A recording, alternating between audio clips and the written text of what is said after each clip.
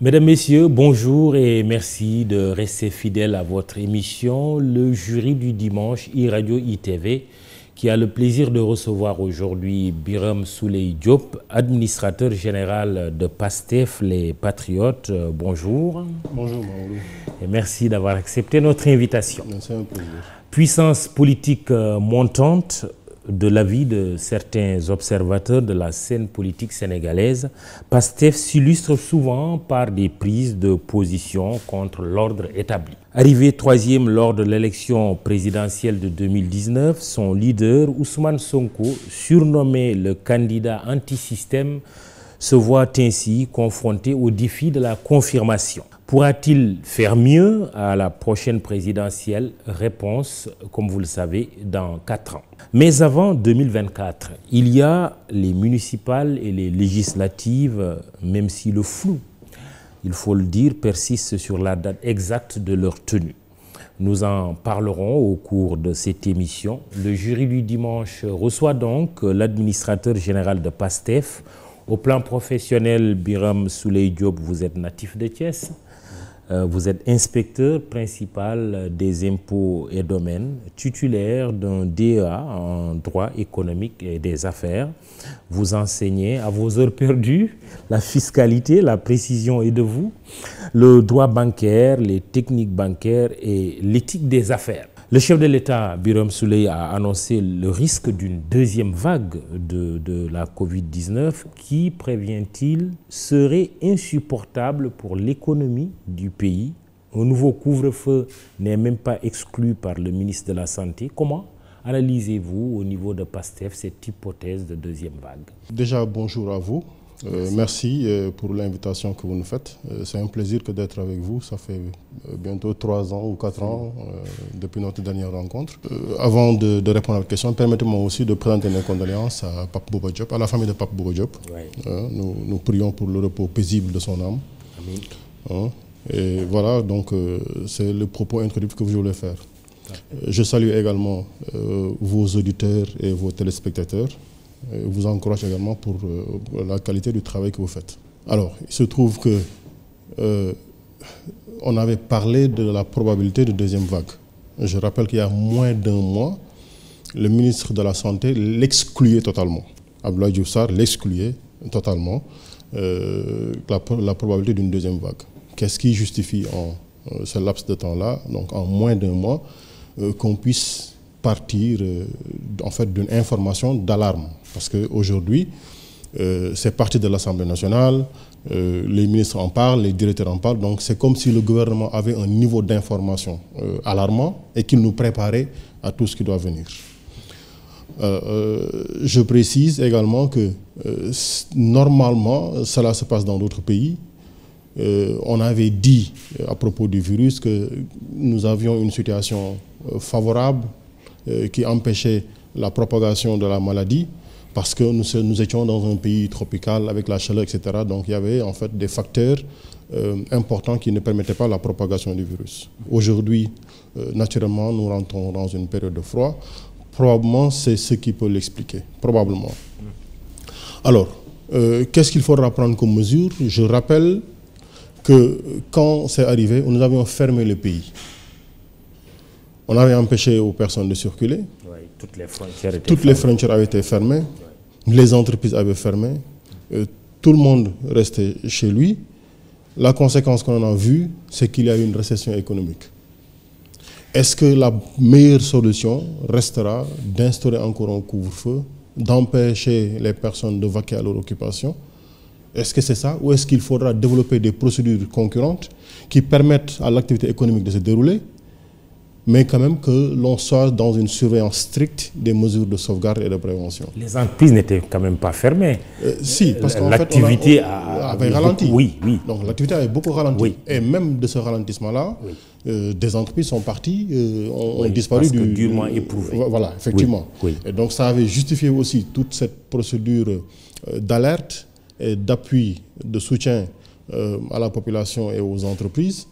Bon, pour les conséquences qu'on en sait, il y a donc à renouveler si ça devait se faire, et s'il y avait encore à sortir de l'argent pour appuyer les populations ou les entreprises, de dire à l'État s'il vous plaît, aidez-nous à ne pas nous laisser encore dans la même situation de perturbation financière où on a enrichi des amis, on a enrichi de petits... Oui, mais... Qu'est-ce qui vous le fait dire?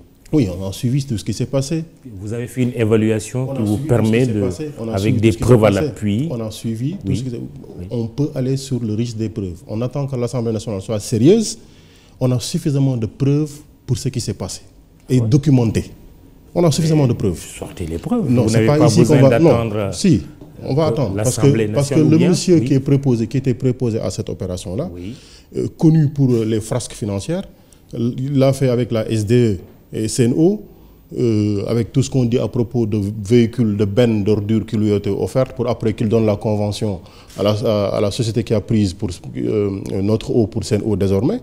Il est arrivé au niveau ministère chargé de la solidarité nationale et tout cela, donc avec 69 milliards, etc., on a vu ce qu'il en a fait.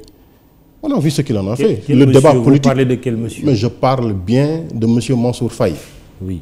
Je parle bien de lui. Faye, voilà, donc maintenant, avec tout le tintamarre qu'il y a eu là-bas, cela n'a pas été éclairci, on l'a déplacé pour le mettre ailleurs. Donc chaque fois qu'il fait des catastrophes dans un ministère, on l'amène ailleurs pour le cacher, il va refaire la même chose. C'est un habitué. Oui. Maintenant, comment notre inquiétude, vous allez informer les Sénégalais des preuves que vous avez qu'il y a eu enrichissement? Non, pas enrichissement. Oui. Que la destination normale, que les opérations normales qu'on attendait, d'ailleurs, ça coule de source. Vous savez, quand il a fallu donner 69 milliards aux populations, on a choisi d'acheter du riz, avec tout le débat qu'il y a eu. On a choisi de prendre des transporteurs, avec tout le débat qu'il y a eu. On a choisi d'acheter de l'huile auprès de la Sonacos, avec tout le débat qu'il y a eu. Et après, toutes les entreprises se sont mises à passer des marchés en raison du Covid. Par exemple, le Puma a acheté 50 ambulances. Vous avez vu ces ambulances dans Dakar? 50 ambulances. Les marchés ont été passés en raison du Covid pour 50 ambulances par le Puma. Vous les avez vues, ces ambulances-là? Alors, on a vu tout ce qui s'est passé. Quand les inondations sont arrivées, l'État a débloqué 3 milliards. Pourquoi ils ne sont pas allés acheter du riz et de l'huile avec les 3 milliards? Ils ont préféré faire du transfert d'argent. Parce qu'en fait, c'est ce qu'on leur avait dit. On leur avait dit, parce que quand vous allez acheter du riz pour donner, donc il y a un circuit de transmission, il y a un circuit de multiplication des bénéficiaires qui font qu'en fait, qui feront que le montant qui devait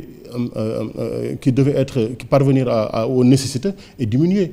Pourquoi ne pas simplement faire du transfert d'argent avec probablement, même si on discute avec eux, dans une situation de crise, ils peuvent diminuer en fait les commissions ou même prendre des commissions à zéro, mettre les commissions à zéro et que tout cela parvienne à la population. Oui, mais cela n'a pas été fait. Vous avez semblé dire au début de votre propos que l'argent a servi à enrichir certaines personnes et vous avez cité le ministre Mansour Faye. Non, je n'ai pas dit que lui, il a été enrichi. J'ai bien dit... On a vu comment le marché du riz a été offert. Et tout le débat qu'il y a eu. Fondamentalement, le doute, il est permis. Mais en termes d'information, on attend que l'Assemblée nationale fasse son travail. On ne fera pas son travail. Ils ont dit qu'ils vont faire l'audit de tout cela. Le comité, le Force Covid, l'a appelé pour qu'il vienne répondre. Il n'a pas voulu aller répondre. Mais il n'a qu'à aller répondre. Après, le débat contradictoire sera imposé. Mais qu'il vienne devant l'Assemblée nationale et vous allez sortir des preuves. Force Covid l'a appelé. Oui. Force Covid l'a appelé pour qu'il y aille. Il n'a pas voulu répondre. Disant que voilà, lui, il était ministre, bon, peut-être ministre beau-frère du président. Il a parlé de Force Covid, de l'OFNAC, mais après, il a quand même dit qu'il était disposé à répondre. Maintenant, dans le débat contradictoire, chacun sortira ce qu'il a. D'accord. Sur l'Assemblée nationale, vous voulez dire, parce que vous êtes représenté par votre leader Ousmane Sonko, le moment venu, le député Ousmane Sonko mettra ces informations sur la table. Je ne parle pas du député Ousmane Sonko. Oui, je pose la question. Oui, je ne parle pas du député Ousmane Sonko. Je dis, nous avons des informations sûres et précises sur toutes les opérations qui sont passées. PASTEF. Oui. Oui, mais l'Assemblée nationale, on attendra... Vous avez un député, n'est-ce pas? C'est Ousmane Sonko, oui. Ousmane Sonko n'est pas intervenu sur le sujet, je parle de PASTEF. Ousmane Sonko n'est pas le député de PASTEF, il est le député de la coalition Ndawi Askanui. D'accord. Moi, je parle de PASTEF. D'accord. Voilà. D'accord. Et PASTEF, pour pouvoir intervenir à l'Assemblée nationale, quand même, le bon moment, il faudra qu'un député ou que des députés le fassent. On est bien d'accord. On attendra comme le bon moment, comme d'habitude. Très bien. Alors, Birame Souleye Diop, administrateur général de PASTEF, est l'invité de ce jury du dimanche. Justement, lors de la première vague, votre leader Ousmane Sonko avait été reçu par le président de la République. Et il a révélé récemment qu'il n'était pas très chaud pour ça chez nos confrères de Walfadjri.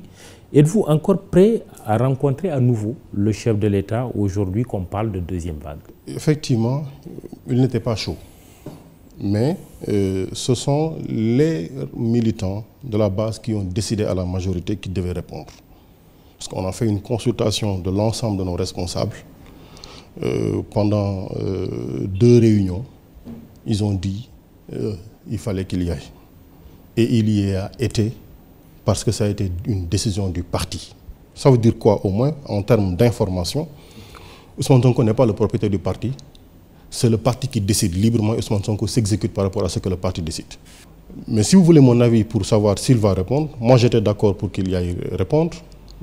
À la majorité, on était d'accord. Mais écoutez, on sait ce qu'il faut faire maintenant. On n'a pas besoin encore. Parce qu'en fait, finalement, on se rend compte que cette discussion-là a été juste un bon prétexte pour retrouver de bons amis. Donc pour la facilitation d'un semblant de... Mais il a après fait ce qu'il a voulu faire. Vous faites allusion à quoi précisément? Non, mais on a vu encore ce qui s'est déroulé. On a reçu d'abord des leaders politiques, après c'était des musiciens, après c'était des mathématiciens, après c'était des mécaniciens, après c'était des... Donc finalement, on ne savait même plus pourquoi cela était nécessaire. Mais s'il simplement, ce qui l'intéresse lui, c'est d'apporter les bonnes réponses. Les bonnes réponses ont été sur la table et rien n'a changé depuis lors. Les retrouvailles entre le président Macky Sall et Idriss Seck, en réalité, la base, vous voulez dire que c'était juste... Je continue mon raisonnement. On sait qu'il n'y a pas de système hospitalier capable de régler ces problèmes-là. Ils se vantent d'avoir le meilleur système de résilience à la Covid. Aujourd'hui, pourquoi on s'alarme encore pour une deuxième vague? Si on a le meilleur système, on est préparé pour alors. Parce que vous doutez qu'on ait vraiment pris toutes les dispositions pour faire face à une deuxième vague. Mais écoutez, au-delà de Covid, il y a le système sanitaire qui est totalement en bas. Au-delà du Covid.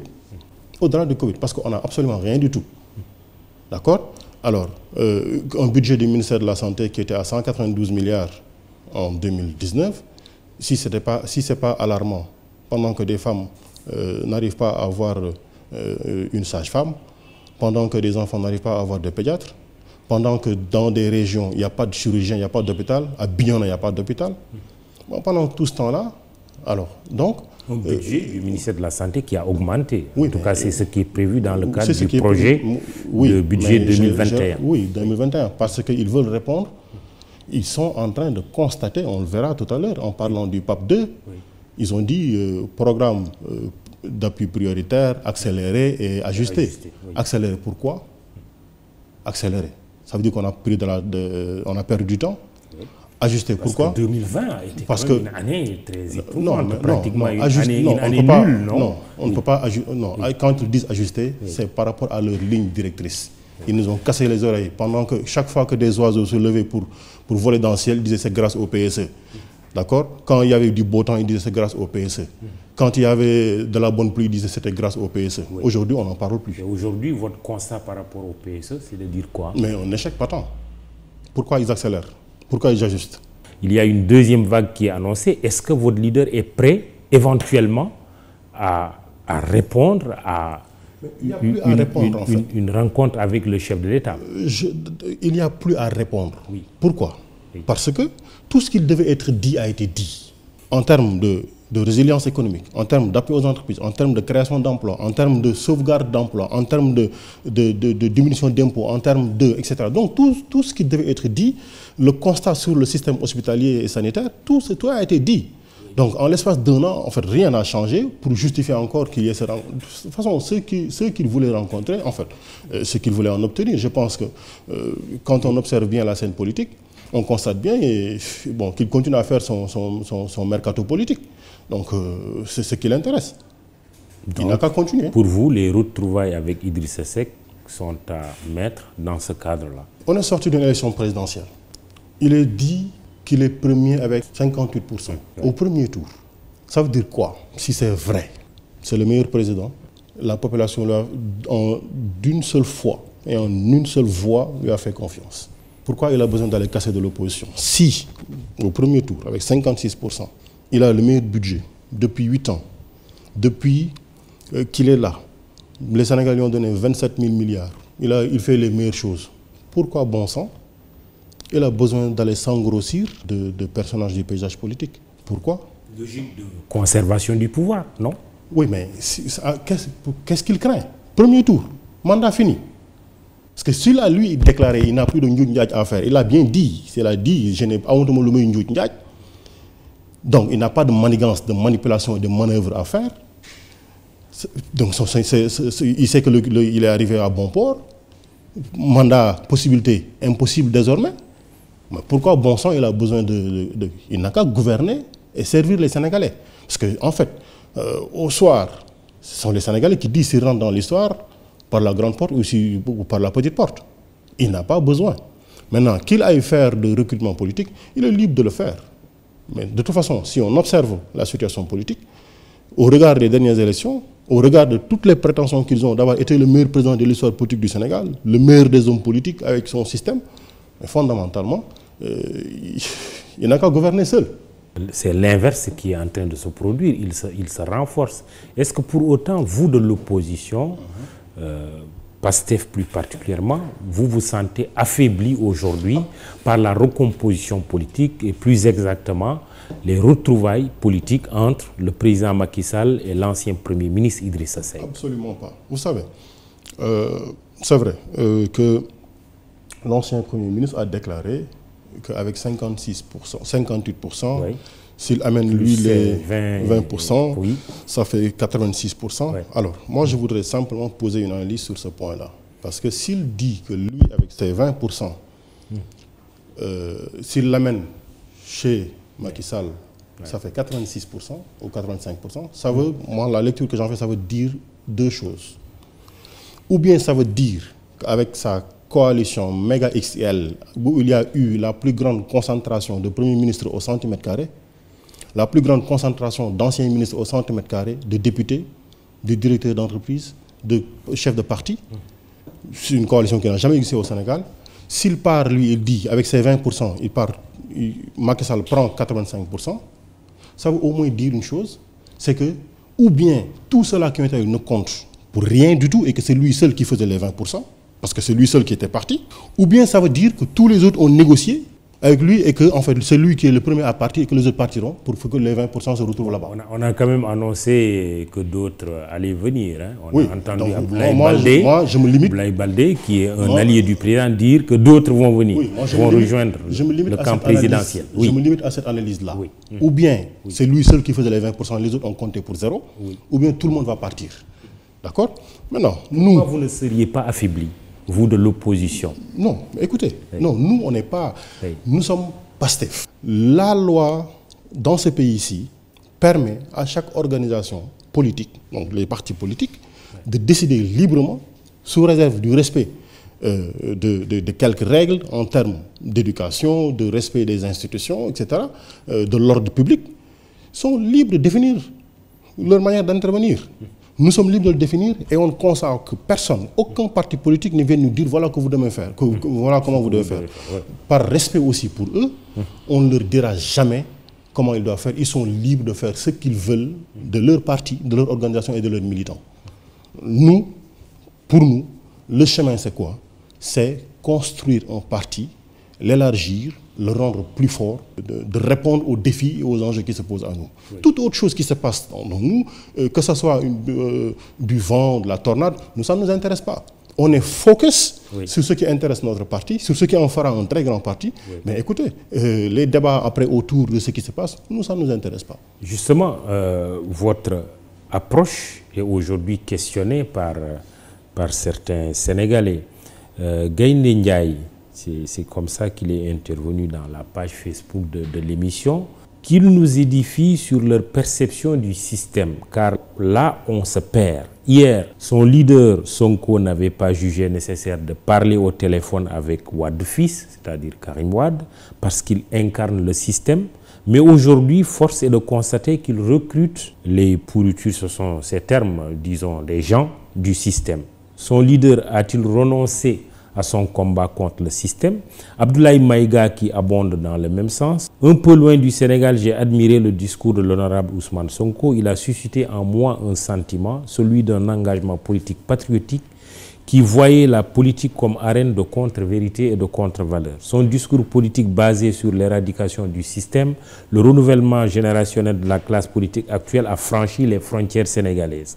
Son comportement de ces derniers temps nous oblige à nous demander la véritable définition du système que les patriotes prétendent défendre avec la transhumance d'Idriss Seck, je reprends ces termes, qui cache beaucoup de choses. Les patriotes seront-ils sur la même liste que Khalifa Sall? Mais avant d'en arriver là, votre combat contre l'antisystème est questionné ici par rapport à votre contre logique. Quelle réponse? Oui, contre le système.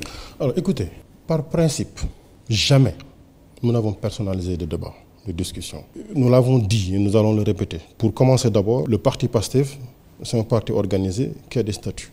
Les statuts sont précis et clairs. Nous pouvons être en coalition avec ceux qui partagent des points de vue avec nous. Les mêmes convictions que comment doit fonctionner le Sénégal, on peut être avec ces personnes-là.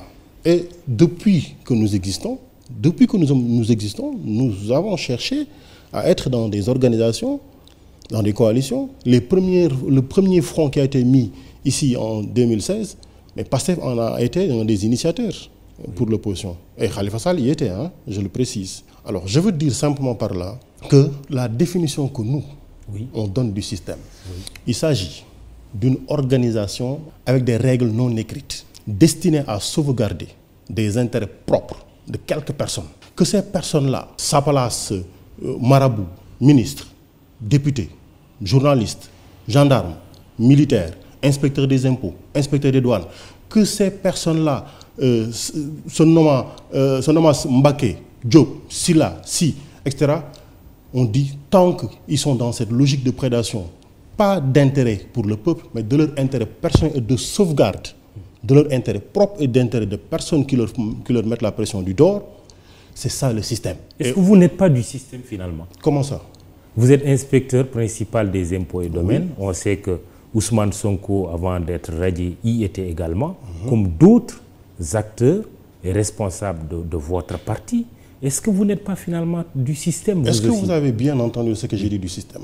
Oui, mais je vous pose la question. Oui, c'est en suivant vos raisonnements que je pose la question. Là, vous êtes en train de faire une confusion. Non, je pose une question. Oui. Est-ce que vous n'êtes pas du système? Oui. Ça, c'est une question. D'accord. Alors, moi, je suis un fonctionnaire. L'État a un moteur fondamental, c'est la fonction publique.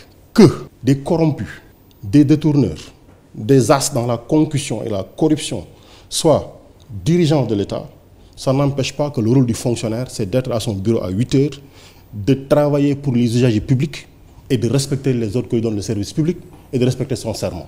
Que l'État soit dirigé par les hommes les plus vertueux du monde, les plus vertueux, le travail du fonctionnaire, il ne change pas. Son rôle, c'est d'être à son bureau à 8 heures, de recevoir les usagers, de recevoir les usagers, de respecter son serment et de ne travailler, de ne répondre qu'à l'ordre public de l'État et non pas à l'ordre public d'hommes politiques. Ça, c'est le principe. Ça, c'est le rôle du fonctionnaire. Comme ça? Oui. Non, vous m'avez dit nous.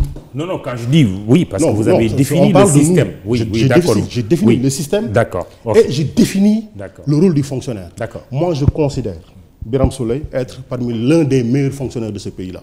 Honnête, juste, je me considère comme cela. Pour la bonne et simple raison, je considère que je fais mon travail convenablement. Je ne suis ni dans la manipulation, ni dans la triche, ni dans la fraude.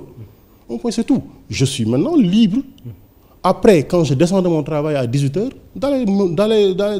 d'aller militer dans PASTEF, d'aller convaincre des gens et de dire que nous sommes contre le système. Et c'est ça le système. Maintenant, la vie de chaque individu, c'est, comme le dit Ousmane Sonko, un discours, un parcours. Que Mahmoud Ibra Kane décide un matin de dire je vais militer à PASTEF, il est libre de le dire. Que Mahmoud Ibra Kane ait été dirigeant d'entreprise, qu'il ait détourné dit je veux maintenant aujourd'hui être, disons, je suis convaincu que ce que je n'ai fait n'est pas bon, je veux être dans, il est libre de le dire. Parce que vous voyez que vous pensez que dans nos militants que nous avons dans PASTEF, il n'y a jamais eu de militants du PDS? Il n'y a jamais eu de militants du PS? Il y a des détourneurs? Non, je donne un exemple. Je vous renvoie la question. Non, je donne juste un exemple. Oui, il y a des détourneurs. Où ça? Pour être précis, non, je pose la question. Non, je donne un exemple. On peut être... non, je donne un exemple. J'ai dit... mêlé dans des affaires pas vertueuses et se retrouver au PASTEF. Mais écoutez, Ce que Pastef ne fera jamais, il ne défendra jamais ni ne protégera personne. Nous ne serons pas. Parce que demain, si Birame Souleye fait quelque chose qui n'est pas convenable, qui ne correspond pas au serment que nous avons prêté et à la logique idéologique que nous avons définie, Pastef n'a plus besoin de moi. Absolument pas. Si vous permettez, il y a quand même cette interpellation de certains Sénégalais qui disent qu'ils ne comprennent pas la démarche actuelle. Je donne un exemple. Est-ce que ça participe de l'antisystème en réconciliant, par exemple, c'est la dernière actualité, Maître Moussa Diop, ancien directeur général de Dakar Dem Dikk, et le maire de Mermoz, Barthélémy Diaz? Oui, mais écoutez, vous savez, et Maître Moussa Diop, qui a été quand même accusé publiquement, on l'a entendu, de gestion pas orthodoxe et même d'avoir offert à l'APR, le parti présidentiel, son siège dans des conditions qui ne seraient pas claires, transparentes. Je vais vous faire... Et votre leader réconcilie Maître Moussa Diop et Barthélémy Diaz. Alors, je vais vous faire peut-être 2 ou 3 réponses. La première réponse, c'est que on a suivi l'évolution de l'actualité politique. Vous savez, Ousmane Sonko était l'homme le plus diabolisé. C'était tous les atours de Satan qu'on lui a prêtés. Aujourd'hui, les gens doivent être fiers que 2 personnes soient en bisbille, qui lui disent, mais écoutez, mettez un terme à cela. Maintenant, que celui qui doit répondre à la justice aille répondre à la justice, mais vos chamailleries, arrêtez-les, votre contradiction, arrêtez-la. Ça veut dire quoi? Sauf que la conséquence de cette réconciliation, c'est que M. Moussa Diop a retiré sa plainte pour diffamation contre M. Barthélémy Diaz. Mais moi, c'est une plainte pour diffamation. Oui. Ce n'est pas une plainte pour détournement public. Oui. Il a été diffamé par Barthélémy Diaz. La diffamation, c'est quoi? C'est lui qui se sent dans son intimité propre et dans sa propre dignité atteinte. Combien de fois, dans ce pays-ci, des personnes ont vu leur dignité atteinte, dans les salons, on leur a dit laissez tomber, ils ont laissé tomber. Pourquoi est-ce que ça devient une question d'ordre public? C'est 2 personnes qui ont une contradiction personnelle sur le sujet, la diffamation. D'accord? Arrêtez ça. Il enlève ça, la plainte pour diffamation. Donc c'est lui. Barthélémy Diaz a déposé une plainte pour détournement. Mais la plainte, il n'a pas encore retiré sa plainte. Justement. Il n'a pas encore retiré sa plainte. Je précise qu'il n'a pas encore retiré sa plainte. Première chose. Ensuite, vous oubliez que Dakar Dem Dikk est une société d'État soumise au contrôle des corps de contrôle de l'État. Quand ils entendent qu'il y a une rumeur de détournement, comme d'ailleurs ils sont en train de le faire, parce qu'ils ont enlevé le responsable des marchés, de passation des marchés, pour faire leur contrôle. Ils sont libres de le faire. Maintenant, si Moussa Diop a touché à un franc qui ne lui appartient, il devra en répondre devant la loi. Mais je ne pense pas que sur l'affaire du titre foncier, parce que chacun a présenté ses arguments, et des démonstrations ont été faites, ça, ce n'est pas de mon ressort. C'est du ressort de la justice d'en arbitrer et d'en apporter les réponses. Inspecteur des impôts et domaines, peut-être vous en savez quelque chose. Non, absolument pas. Pas du tout. Absolument pas. Je vous dis tout de suite, je ne suis pas spécialiste du domaine. D'accord. Je ne suis pas spécialiste du domaine, et là, j'ai l'honnêteté de le reconnaître, je ne connais rien au domaine. Rien du tout. C'est les impôts. Oui. La fiscalité. C'est ça. Alors, mais oui, mais que faut-il dire alors des accusations de mauvaise gestion, en tout cas de pratiques non transparentes, présumées bien sûr, contre Maître Moussa Diop, ancien DG de Dakar Dem Dikk? Qu'est-ce qu'en pense Pastef? Mais non, vous venez de m'entendre, j'ai bien dit que dans ce pays-là, il y a des institutions chargées de veiller à la sauvegarde des ressources et du bon fonctionnement des sociétés qui appartiennent et des organisations qui appartiennent à l'État. Ce n'est pas à Pastef de délivrer des attestations de bonne conduite. C'est à la justice de le faire. La justice n'a qu'à aller chercher dans la gestion de Moussa Diop les institutions, Cour des comptes, OFNAC, IGE, n'ont qu'à y aller si leur mandat le permet pour voir ce qu'il a fait là-bas. Pastef y est favorable? Mais bien entendu. De poursuite judiciaire éventuellement. On est favorable à toute réduction de comptes. Avant-hier, hier, aujourd'hui et demain. Et une fois au pouvoir, raisonnement dans l'absolu. On est favorable. Vous allez... Je répète. Oui. Je dis, on est favorable à la réduction de comptes. Totalement, parce que c'est dans notre programme politique. Avant-hier, aujourd'hui, demain et après-demain pour la réduction des comptes. Libre et indépendante. Qui ne soit pas assujetti à l'ordre et à l'instruction du ministère ou du pouvoir exécutif. Et cela concernerait aussi éventuellement des responsables qui pourraient se trouver de PASTEF parce qu'ils ont été mêlés à des faits de mauvaise gestion. Jusqu'à présent, je ne vois pas Vous parlez de l'avenir? Vous êtes en train de... Oui, oui. Vous parlez de l'avenir? Vous dites hier, aujourd'hui comme demain. Oui. Est-ce que... Oui, parce que quand je dis demain, oui, c'est en 2024, nous allons être président de la République. Ah oui? Ah oui, oui. Vous en avez la certitude? Mais on a la certitude que nous allons être président de la République. Ah oui, vous le basez sur quoi? Mais sur le travail politique que nous faisons, sur notre relation avec la population, sur ce que nous faisons comme travail politique. Nous sommes convaincus qu'en 2024, nous irons au pouvoir. Maintenant, je répète, parti PASTEF et toute personne, toute organisation avec qui il travaillera pour être en 2024 auprès de la République, favorable à 100% avec la reddition des comptes. Jamais, jamais, jamais de protection contre qui que ce soit, parce que le seul vrai juge, et pour le compte de qui tout le monde doit travailler en honnêteté, franchise et loyauté, c'est le peuple. Se basant sur votre connaissance de l'administration fiscale, un inspecteur des impôts et domaines peut-il s'enrichir? Peut-il être riche? Au moment où on a parlé de l'affaire des 94 milliards, votre leader avait nommément accusé l'ancien directeur des domaines, M. Mamour Diallo. Qu'est-ce que vous entendez par être riche? Par le biais du foncier ou par le biais de transactions. Est-ce que cela peut arriver? Oui, non, je pose, en fait, pour que je puisse répondre justement et objectivement, oui, il faut que je comprenne la notion de s'enrichir par le biais du domaine. Oui, mais je prends l'exemple de l'accusation portée contre M. Mamour Diallo en disant qu'il y a eu une transaction d'une valeur de 94 milliards. C'est une affaire quand même que nous avons connue, qui a même fait l'objet d'une commission d'enquête parlementaire. D'où ma question. Est-ce que cela est possible? Mais écoutez, il est possible pour n'importe qui de s'enrichir. On a vu des journalistes milliardaires, alors qu'on dit que c'est de toutes les entreprises, c'est l'entreprise qui est la plus en difficulté. On a vu des journalistes avec énormément de terres, de fonciers.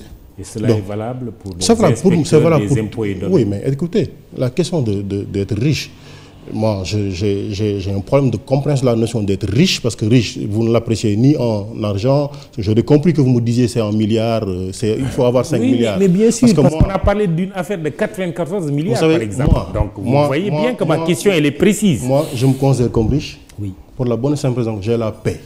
Ouais. Quand je rentre chez moi, je dors bien. Quand je sors, je fais mon travail convenablement, je rentre chez moi. Oui. D'accord? Malgré les difficultés de la vie, je rends grâce à Dieu. Donc pour moi, ma richesse se limite à ça et j'en suis satisfait. Alors je ne sais pas maintenant quelqu'un d'autre qui a une autre compréhension de la richesse, si elle doit être appréciée en argent. Mais écoute, chacun peut se faire de l'argent. En argent, comme en foncier et autres. Chacun peut se faire de l'argent. Il s'agit de savoir est-ce que c'est licite ou illicite. L'administration fiscale peut donner accès à des sources d'enrichissement. Mais bien entendu, licitement comme illicitement, mais bon, chacun fait son choix. Ah, on peut s'enrichir licitement? Mais partout. En étant dans l'administration fiscale. Mais oui, licitement. Comme partout d'ailleurs. Très bien.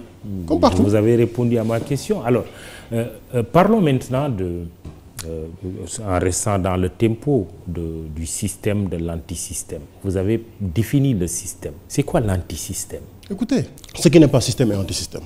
Simplement prendre comme moteur de son action l'intérêt du peuple. Le pragmatisme, ni libéral. La vertu. Ni socialiste, oui, ni communiste, oui, simplement un pragmatique, oui, qui n'est intéressé que par l'intérêt du peuple. Et être vertueux. L'intérêt du peuple. Oui, d'accord, mais être vertueux. Mais l'intérêt du peuple. Oui. L'intérêt du peuple. Oui. Et fondamentalement, est-ce qu'on peut y accéder sans la vertu? C'est une question que je me pose. En tout cas, je dis, ce qui nous intéresse, oui, c'est le service. Renoncer devant l'intérêt collectif à un intérêt propre, personnel et immédiat. Et vous avez la conviction que la politique est faite pour des gens vertueux? Mais écoutez, je vous provoque un peu. Non, ce n'est pas une provocation. Oui. Vous me donnez la satisfaction, oui, l'opportunité de dire que la politique est un sacerdoce. Et voilà pourquoi je profite du plateau pour appeler tous ceux-là qui, dans leur salon, ont le cœur meurtri par ce qui se passe. Tous ceux-là qui, dans les entreprises, sont meurtris par ce qui se passe, pour leur dire, Pastef seul ne sera jamais suffisant. Ousmane Sonko seul ne sera jamais suffisant. Et d'ailleurs, lui-même, Ousmane Sonko le dit, parce qu'il a dit, le Sénégal n'a pas besoin de Messie. Il a besoin de gens suffisamment conscients des enjeux. Qu'il n'ait pas peur, parce que les pressions, la peur de la carrière, il faut l'enlever et être des acteurs pour l'intérêt du peuple. Et pourtant, on semble lui faire le reproche d'avoir une vision manichéenne. Les bons, les mauvais, le bien, le mal, et que lui étant l'incarnation du bien, l'incarnation du bon ou de la bonté. Mais écoutez, vous répondez vous savez, Ousmane Sonko, on l'a traité de rebelle, on l'a traité de salafiste, on l'a traité de quelqu'un qui va fermer les mosquées, on va le traiter de quelqu'un qui va interdire. Donc, fondamentalement, rien de tout ça. Fondamentalement, quand on en rajoute, nous, ça ne nous émeut pas plus que cela. L'important, c'est que je n'analyse le respect que je lui dois, la confiance que je lui dois, qu'à l'aune de la connaissance que j'ai de son parcours et de son discours.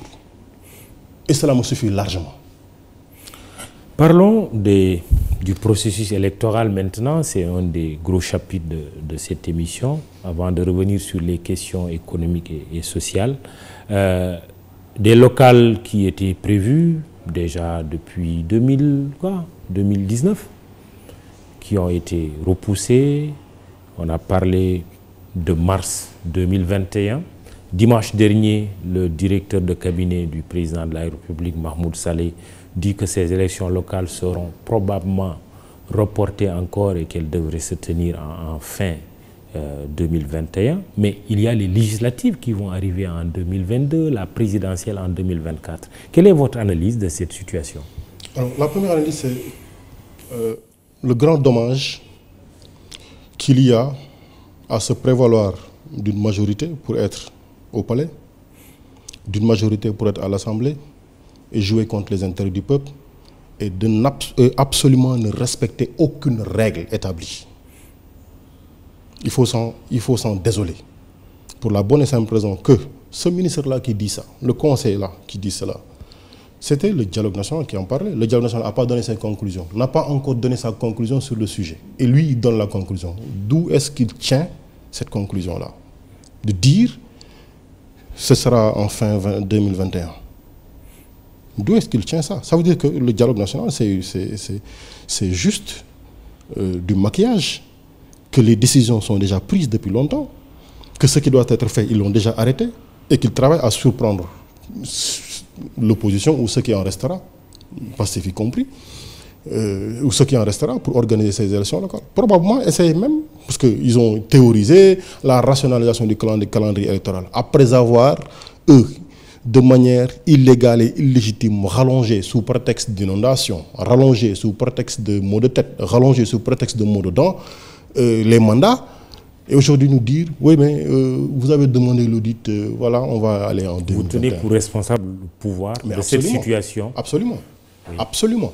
Mais pourtant, il y a un processus électoral, une commission politique, un dialogue national, j'ai même lu et même l'accord sur un audit du fichier électoral. Est-ce que le pouvoir est le seul responsable de cela? Est-ce que l'opposition elle-même était prête à aller à ces élections? Je vais vous dire une chose. Mais objectivement. Moi, je vais vous dire une chose. Oui. Moi, je ne sais pas de qui on parle dans l'opposition. Oui. Mais Pastef, demain, est prêt pour aller aux élections locales.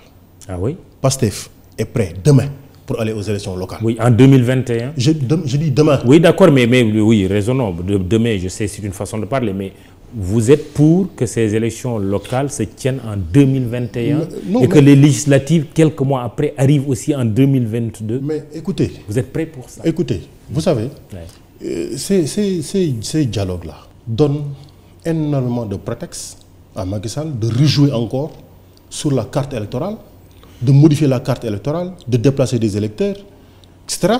et d'arranger la carte électorale conformément à ce que ces statistiques lui disent. Donc, c'est pas Pastef qui décide du calendrier. Mais je dis, on doit respecter le calendrier, faire les élections législatives locales à date due. En 2021. Faire les élections législatives à date due. Après, ils vont prétexter. Oui, mais de surcharge financière, d'énormité de budget. Mais écoutez, ils n'ont qu'à enlever les 9 milliards. Qui aura du mal à travailler, oui, mais avec un enchaînement quand même d'élections. C'est un choix qu'ils ont fait. Ils savent ce qu'ils ont fait. Dans un laps de temps assez court, 2021, 2022, présidentielle 2024. Mahoudou. On est quand même face à une situation assez bizarre. Là. Mais écoutez, quand les dates sont figées, oui. par la loi, Ouais. et que de manière incongrue et très politicienne, vous décidez de déplacer une date, une fois, une deuxième fois, alors que le calendrier est fixé, fondamentalement, vous êtes en train de rapprocher une date à une autre date. Ça, c'est une logique qui coule de source. Oui, et la logique, ce serait quoi? De vouloir amener finalement le pays à cherchent. regrouper toutes les élections. Non, mais ils ont jeté le pavé dans la mare.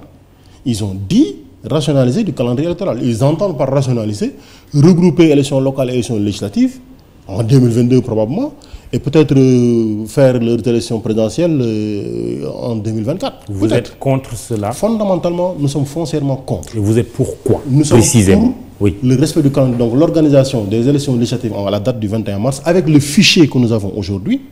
Ah ouais? Oui, avec le fichier que nous avons aujourd'hui. Ce fichier doit être audité, non?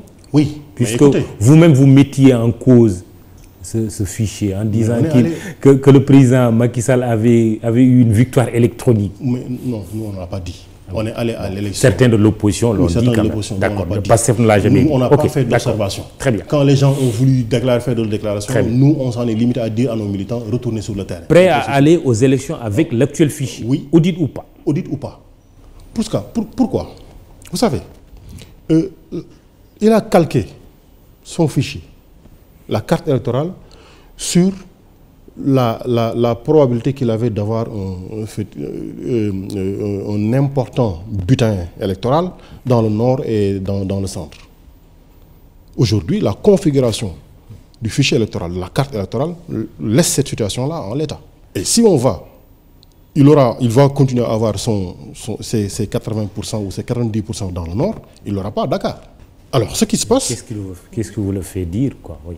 Non, il ne l'aura pas. Parce que Dakar a été son problème. Voilà pourquoi ils ont cassé le nez de Khalifa Sall. Probablement qu'ils sont en train de penser à une délégation spéciale pour éviter qu'en fait, ni l'AFP avec Wardini, ni autres ne puissent se présenter pour mettre une délégation spéciale. Vous le dites sur la base d'informations que vous avez ou c'est juste une hypothèse? Je le dis sur la base d'hypothèses simplement. D'accord. Vrai ou pas, l'histoire nous dira. En tout cas, il ne gagnera pas à Dakar. Maintenant, quand on est dans une logique d'audit, la carte, on va se rendre compte, comme ça s'est passé à l'élection présidentielle, à la veille de l'élection, nous allons tous observer la multiplication des certificats de résidence dans les zones où il faut faire le déplacement d'électeurs. Ça, c'est systématique. On l'a tous observé. Mais est-ce que ce n'est pas un raisonnement défaitiste, là? Absolument pas. Je vous ai dit, nous, on est prêts à y aller. Très bien. Nous, on est prêts à y aller. Oui. Nos militants sont sur le terrain. Oui. Il y a simplement à craindre également sur probablement la relance du Covid qu'ils ne cherchent pas aussi à nous empêcher de faire le terrain parce que nous, on a décidé d'être sur le terrain 24 heures sur 24. PASTEF prêt à aller aux élections à date échue, mais PASTEF prêt à y aller avec qui? Un auditeur a parlé de Khalifa Sall, un moment, Toussaint Manga, responsable libéral, donc au Parti démocratique sénégalais, avait également émis l'idée en disant qu'il serait pour que le PDS et PASTEF s'allient pour les prochaines élections. Vous êtes prêt à aller avec Khalifa Sall, avec le PDS? Alors, vous avez entendu ce que Ousmane a dit. D'ici à une élection, je rappelle, la coalition Tahaou Dakar a été mise en place à un mois des élections. Celle-là qui a fait venir Khalifa Sall à la mairie de Dakar, à un mois des élections. Nous avons fait le choix de ne plus être dans une logique de coalition en attendant la veille d'une élection. À la veille d'une élection, vous savez, nous avons quelque chose à faire prévaloir. Parce que quasiment dans toute la région nord, quasiment nous sommes arrivés deuxième. Dans Dakar, dans 8 communes sur les 19, nous sommes arrivés deuxième. Dans toute la région sud, nous sommes arrivés premiers. Fondamentalement, il y a quelque chose à faire prévaloir. Si on continue le travail sur le terrain, il y a quelque chose à faire prévaloir. Ça explique d'ailleurs. Vous pouvez gagner seul? Oui, on peut gagner seul. Mais en fait, fondamentalement, s'il y a possibilité d'être plus fort dans le cadre d'une organisation où on respecte les règles, parce que là, on ne sait pas qui négocie avec Macky ou pas, Vous allez négocier avec quelqu'un qui part sur Macky. Après, on va dire non, oui, Ousmane Sonko a été lâché. Donc, on va attendre. Des contacts existeraient entre le président Macky Sall et l'ancien président Abdoulaye Wade, selon le directeur de cabinet du chef de l'État. Bon, il est, lui, le berger du sommeil du président. Il peut en parler. Oui. Moi, j'en suis très éloigné. Ils sont libres de se parler. Je l'évoque pour revenir sur ma question. Êtes-vous prêt à vous allier électoralement et avec le PDS et avec Khalifa Sall, c'est-à-dire Taxawu Sénégal? À la veille des élections locales, un parti d'opposition clairement ancré dans l'opposition et qui dit « je suis parti d'opposition, opposé à Macky Sall », de manière sérieuse, nous sommes prêts à travailler ensemble. Y compris ceux que je viens de citer. Je dis, à la veille d'une élection, un parti suffisamment engagé dans l'opposition et sérieusement engagé dans l'opposition. Écoutez, quand nous tous on veut aller à Rome, il n'y a pas suffisamment de véhicules si on peut être ensemble. Quand on est sérieusement décidé à aller à Rome, on y va ensemble. Le gouvernement parle de relance économique aujourd'hui à travers le PAP 2A, programme d'action prioritaire ajusté et accéléré dans le cadre du PSE, avec une projection d'un taux de croissance de 8,7% en moyenne de 2021 à 2023. Il y aura relance économique en dépit d'une deuxième vague qui est annoncée, qui semble se dessiner, deuxième vague de Covid. Oui, moi je pense qu'en fait, ils sont mal partis, très mal partis. Et pour étayer cela, je voudrais que vous me permettiez juste de préciser que Abdoulaye Wade, en 2002, avait fait une augmentation de salaire alors qu'il n'y avait pas de croissance. Il avait trouvé les aménagements pour le faire. En 2004, il avait une croissance de 6%. Il avait augmenté des salaires. La grande augmentation des salaires, aussi bien dans le public que dans le privé. Macky Sall se prévaut d'une croissance économique sur les 4 ans de 6%. Est-ce qu'il y a eu augmentation de salaire? Qu'est-ce qui a changé au niveau des entreprises, au niveau de la création d'emplois? Je voudrais rappeler pour ceux qui nous écoutent que en fait, la croissance économique, c'est la richesse générée par l'entreprise, l'ensemble de la richesse générée par l'entreprise pour couvrir ses dépenses, pour payer les salaires, pour payer des impôts et pour épargner et faire des investissements. Donc, c'est cette croissance-là sur 2 années, donc c'est ce rapport-là qui permet, en fait, c'est apprécié par rapport au PIB et qui permet de parler du taux de croissance. Alors, je dis qu'en fait, le taux de croissance ici que nous avons, nous tous, on l'a dit en 2014, depuis lors, on le répète, ils l'ont toujours nié, on a dit, les taux de croissance que vous avez ne serviront jamais le peuple. Parce qu'ils n'ont pas servi à une augmentation de salaire. Depuis qu'il est là, lui, 8 ans, il n'y a pas eu d'augmentation de salaire. D'accord? Donc, ça sert... des avantages ont quand même été accordés à des fonctionnaires. Quand on prend 30 milliards. Aujourd'hui, on est à une masse salariale presque de 1000 milliards de francs CFA. Quand on prend 30 milliards, c'est quoi? Parce qu'en fait, tenir les citoyens, les tenir par 25 000 francs qu'on nous donne par trimestre, c'est un assujettissement. Alors que la possibilité offerte de créer suffisamment d'emplois. D'ailleurs, ça me permet d'embrayer sur ce ministre de la République qui déclarait que l'État a créé 750 000 emplois. 750 000 emplois. Faites le ratio avec la population, c'est en fait 16 emplois sur 1000 personnes. Dans mon environnement, dans mon entourage direct, je ne connais pas de personnes qui soient concernées. Je ne connais pas de personnes qui soient concernées. Alors que nous avons toujours dit, cette croissance-là est une croissance extravertie. Pourquoi? Parce que c'est donné à des entreprises étrangères. Et dans ce PAP-là, lui-même, Macky Sall, il faudra, il dit, action prioritaire, accélérer, ajuster. Et il faudra craindre pour que tout ce qui va être fait ne soit fait par les 250 entreprises françaises qui sont sur Dakar, qui sont dans le Sénégal. Pour vous, il n'y aura pas de relance économique? Si ça se passe, comme ça s'est toujours passé, depuis qu'il est là, il n'y aura absolument pas de relance économique. Pour la bonne et simple raison que tous les bénéfices que ceci va procurer ne reviendront pas vers le Sénégalais directement. Ça, c'est mon inquiétude. Ils sont tellement spécialisés dans la manipulation des chiffres. Aujourd'hui, ils parlent de l'autosuffisance alimentaire. Ils nous ont certifié, main sur le cœur, qu'ils l'avaient atteint en 2016. Ils l'ont répété en 2017.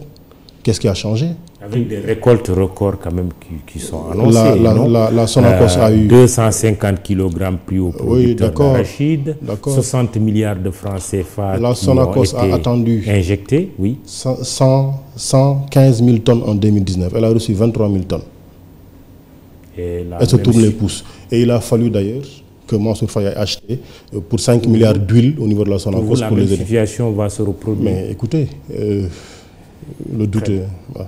On va terminer rapidement. Deux préoccupations. La Casamance. Quelle est la position de PASTEF sur la question de la Casamance au moment où on parle d'une reprise de service de Salif Sadio qui fait des menaces en interdisant la coupe de bois avec des enlèvements et même des enfants qui ont été tués? PASTEF, certainement, suit le dossier casamancé aussi. Quelle est votre position? Alors, Ousmane a toujours dit, Ousmane Sonko, oui, le président de mon parti, oui, a toujours dit que sur la Casamance, il fait le choix de faire confiance à l'État sénégalais. Mais il l'engage à agir avec responsabilité et sérieux dans le règlement de la situation. On ne peut pas être plus précis que cela. Vous dites non à l'indépendance de la Casamance. Mais écoutez, le territoire sénégalais est un territoire uni et unique. Nous sommes un même peuple, unis par le même destin, pour bâtir un destin plus utile, plus important dans le bien de tous. Le propos, il est clair. Et de ce point de vue, prêt à faire face au rebelle Salif Sadio? Mais écoutez, je dis bien, la souveraineté nationale n'est pas négociable. Très bien. La souveraineté nationale n'est pas négociable. Et je dis, Ousmane Sonko a choisi, sur la question du règlement de la crise casamançaise, de dire qu'on fait confiance à l'État du Sénégal. Mais on l'engage au sérieux, à la responsabilité dans le règlement de cette. Donc pas de manipulation, pas d'entourloupe comme ils savent le faire. Centre de redressement de Serigne Modou Kara, Kara Sécurité, des cas de maltraitance ont été découverts par la gendarmerie, une enquête en cours, la justice est même saisie avec un juge d'instruction qui a même placé sous mandat de dépôt une quarantaine de personnes. Serigne Modou Kara, mis en cause, a présenté ses excuses. Aujourd'hui, que faut-il faire du point de vue du PASTEF de ces centres de redressement? Alors, cette question-là, l'analyser strictement du point de vue des centres de redressement va poser problème. Il faut le faire dans un cadre beaucoup plus global, oui, de la sécurité intérieure. On a parlé de sécurité privée, de milices, oui, même privées. Oui, oui. Il faut le faire dans ce cadre-là. Ensuite, dans la responsabilité de l'État. Parce que parler de centre de redressement, un centre de redressement, ce n'est pas une maison close. Pour créer un centre de redressement, il faut fondamentalement qu'il y ait des autorisations de l'État, il faut des habilitations de l'État, et fondamentalement, quand l'État donne une autorisation, elle doit surveiller. Et je doute d'ailleurs même que l'État n'ait pas été informé de ce qui s'est passé. Parce que comme ils passent tout leur temps à mettre leurs oreilles, leurs grandes oreilles par les renseignements généraux et les écoutes téléphoniques un peu partout, ils savent ce qui se passe. Est-ce que c'est parce que... Oui, il y a des écoutes téléphoniques au Sénégal. Vous-même, vous êtes écouté. D'accord? Bon.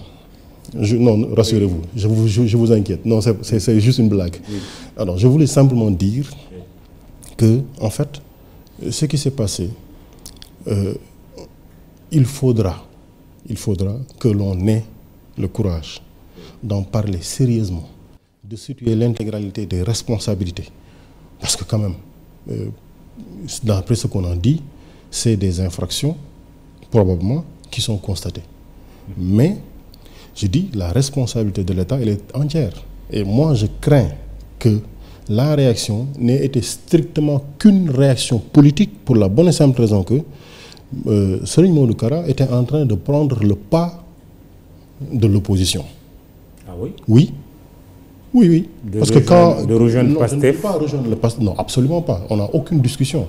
Du moins, je n'en suis pas informé. Vous n'en voudrez pas? Je n'ai pas à décider de qui on veut ou qui on ne veut pas. Il était en train de rejoindre les camps de l'opposition. Oui, mais quand il a attaqué, quand il dit ce qui se passe entre il et Macky, il l'a mal apprécié. Probablement qu'il était en train. Oui. Donc, sur ce sujet-là, oui. il ne faut pas que ça soit une question politique. Oumar Sall qui pose une question en disant « Merci, comme Sonko a peur de se prononcer sur l'affaire Kara, je doute que son représentant le fasse. » C'est-à-dire vous. Non, mais Sonko n'a peur d'absolument Quelle rien est votre du position tout. claire et nette par rapport à cette affaire? Je dis, la responsabilité de l'État, elle est totale. Vous avez dit un centre de redressement. Oui, c'est comme ça qu'on l'a qualifié. Oui, c'est comme ça qu'on l'a. Un centre de redressement. Un centre, ça n'existe pas sans que l'État donne son autorisation. Oui. Qui a donné les autorisations? Est-ce qu'il y a une surveillance? Parce que centre, c'est comme les centres de sauvegarde. Auriez-vous peur, ou en tout cas hésiteriez-vous à vous prononcer clairement sur cette affaire parce qu'il y aurait un enjeu électoral? Non, mais est-ce que je suis en train de... Est-ce que je peux faire mieux que ce que je suis en train de faire? Oui. Vous dire, oui. Vous me parlez de centre de redressement. Oui. Un centre de redressement, oui. Fondamentalement, c'est un centre. Ça existe dans un État organisé. Oui. Fondamentalement, il y a une autorisation de l'État qui a été donnée. Qui a donné l'autorisation? Pour quel contrôle? Est-ce qu'on donne des autorisations pour après fermer les yeux?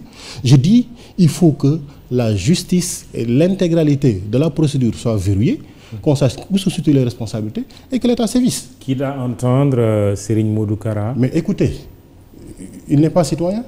Il n'est pas citoyen. Je vous renvoie la question. Non, mais dites-moi. Non, je vous renvoie la question. Si vous me posez la question... Non, je vous renvoie la question. Mais parce que je dis que ça pourrait aller jusqu'à l'entendre. Mais fondamentalement, on lui confie le destin, la vie de citoyen. Très bien. Après ce qui se passe, est-ce qu'il a une responsabilité là-dedans? Est-ce que, quelque part, il a perdu de vue ce qui s'est passé pour ne pas être informé? Mais il faudra que c'est du rôle de l'État, parce que c'est à l'État que nous avons confié notre sécurité. Qu'on n'aille pas dire Ousmane Sonko ne s'est pas prononcé sur le sujet. Parce que c'est une question de sécurité nationale. Qu'on n'aille pas dire qu'il a peur de se prononcer sur le sujet. C'est à l'État de se prononcer, de nous édifier. Après, quand il nous aura édifiés, tout le monde pourra se prononcer tranquillement. Merci. Birame Souleye Diop, vous êtes administrateur général de PASTEF. Quand est-ce que vous irez en congrès? C'est une question posée par un auditeur. Très probablement dans un an. Très probablement. Parce qu'on a relancé les opérations. Seulement dans un an. On est en train de travailler dessus. Très bien. Merci d'être venu au jury du dimanche, présenté par Mahmoud Ibra Kane, Aliou Diouf et Abdoulaye Silla, texte photo pour le compte du site immedia.sn qui vous fera le compte rendu de cette émission. À la technique, Abdoulaye Ndiaye, Babacar Ndiaye, prise de son Iba Marsen, réseaux sociaux, Biram Pouy Mamadou Diagne. Merci, bon dimanche, rendez-vous dimanche prochain.